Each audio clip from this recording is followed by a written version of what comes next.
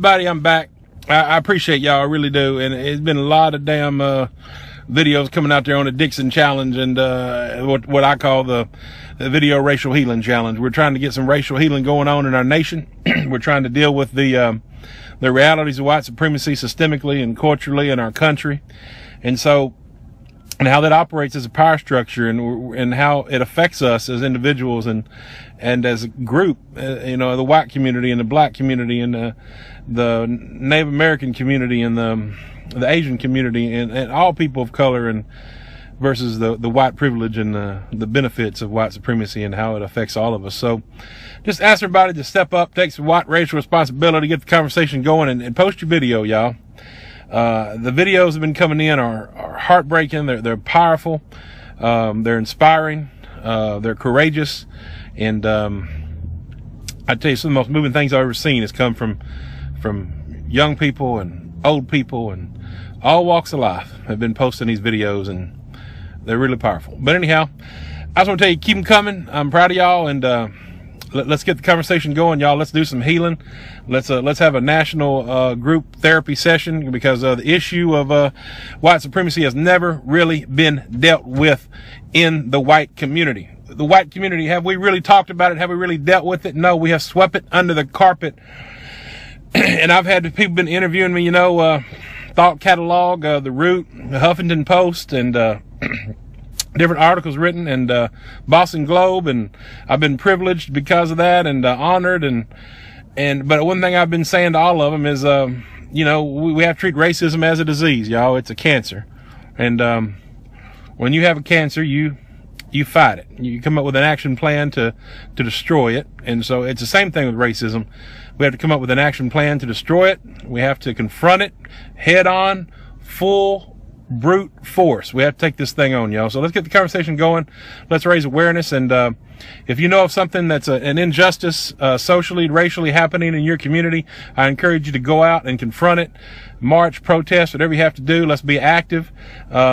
But right now, let's get videos coming. But the reason I was coming on here today, I just wanted to ask y'all a question about something, and something I've been thinking about for a while now. But what do you think would happen if we told the truth in our educational system? What if all these little children out there that's been indoctrinated and programmed by our culture and environment of white supremacy that we live in, and it affects everybody, y'all. Let's be honest.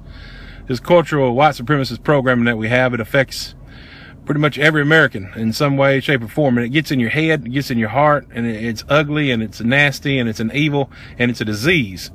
But imagine what if a little kid is in school and they spoke the truth about white supremacy. They said that white supremacy was a lie, and it was designed out of the love of money.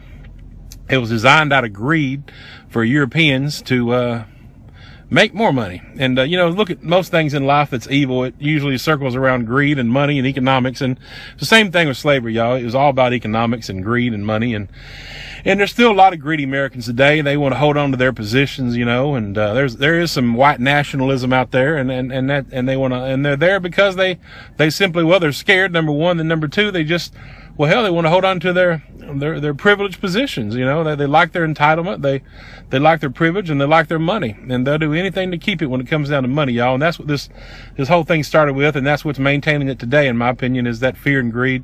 But fear of black retribution, which is unfounded. If black people were going to do anything to white America, they would have already done it.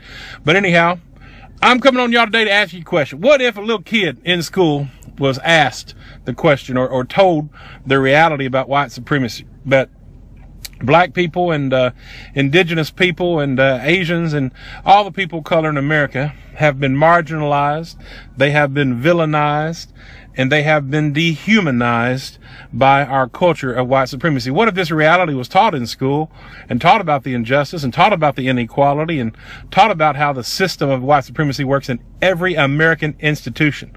What if they were taught this? What if they were taught anti-racism? What if this was a class requirement? What if this was a school requirement for every kid, public and private? Imagine what we could do to reverse that indoctrination. Imagine what we could do to address this programming, this white supremacist programming that we have here in America and most parts of the world. But if we were to start with our school system, start with our children, I believe we would be on our way to get out of this culture and this nasty, ugly disease called white supremacy and come into a place of true equality, true justice, and love for our fellow man, and evolve as a species. You know, as a species, to be honest, if you look at our species historically, it's not too impressive. The things that are happening right now in South Africa is incredible. And I'm very disappointed with the xenophobia in South Africa. But that's another subject. I've just been reading articles about it today, and come on, South Africa. Come on. It's terrible. But anyhow, we can all do better as a species, y'all. So post your videos. Let's have a conversation about our National Institution of Education, and educators and anybody out there that knows a way we could get legislation passed to develop an anti-racist educational school system to confront the environmental programming from our white supremacist nation and cultural effects of that. We need healing.